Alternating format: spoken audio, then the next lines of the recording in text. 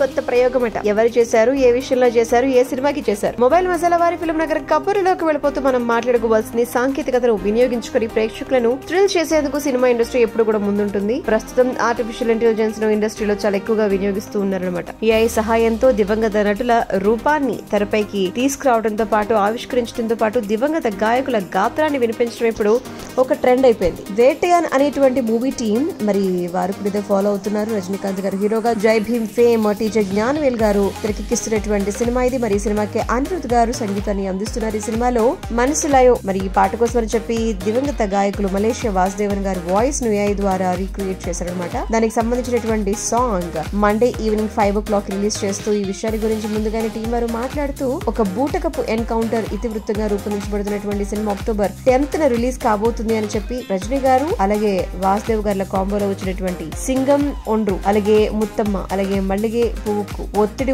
ఇలాంటి పాటలన్నీ కూడా అప్పట్లో సూపర్ హిట్ అయ్యాయి. కాబట్టి వాసుదేవన్ గారు కాలీవుడ్ లోనే ఎక్కువగా పాటలు కూడా పాడారు. ఆయన ఒక దర్శకులు, నటుడు కూడాను. అనారోగ్యంతో 2011లో మరణించారు. కానీ వేటయాన్లో మళ్ళీ వారి గాత్రాన్ని మనం వినొచ్చు.